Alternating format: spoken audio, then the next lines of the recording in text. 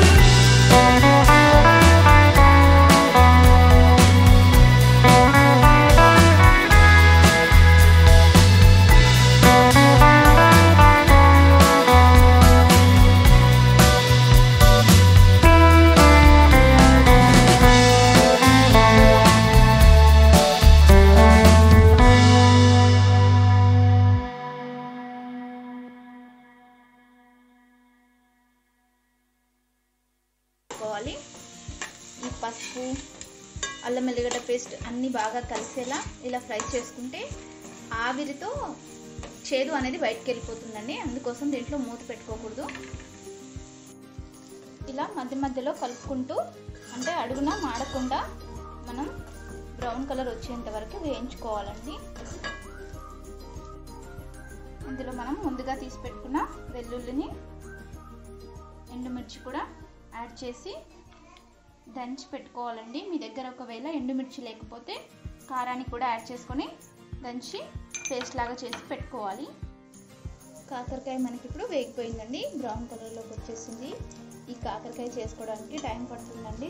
Medium ఫ్లేమ్లో పెట్టుకొని వేయించుకోవాలి. ఇప్పుడు ఇందులో రుచికి సరిపడా సాల్ట్ వేసుకున్నాను. సాల్ట్ వేసి మరి ఒకసారి ఇలా కలుపుకోవాలి.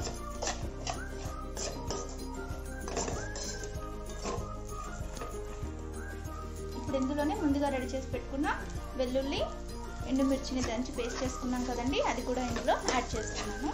మీకు ఒకవేళ ఈ స్పైసీనెస్ సరిపోకపోతే కారాన్ని కూడా కొద్దిగా యాడ్ చేసుకోండి.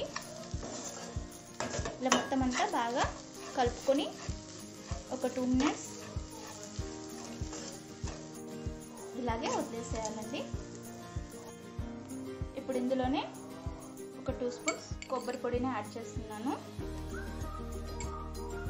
ఇది కూడా మిక్స్ చేసుకొని మీడియం ఫ్లేమ్లో పెట్టుకొని ఒక 2 మినిట్స్ ఇలా వదిలేద్దామండి. మొత్తం అన్నీ బాగా మిక్స్ అయిపోతాయి.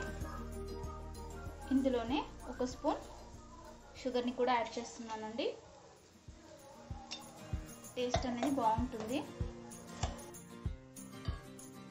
కాకరకాయ వేపుడు రెడీ అయిపోయిందండి. ఇప్పుడు స్టవ్ ఆఫ్ చేసుకొని సర్వింగ్ బౌల్లోకి తీసుకుందాం. మీకు ఈ వీడియో నచ్చినట్లయితే లైక్ చేయండి, సబ్స్క్రైబ్ చేయండి, ఎలా ఉందో కామెంట్ బాక్స్లో తెలియజేయండి. Thanks for watching.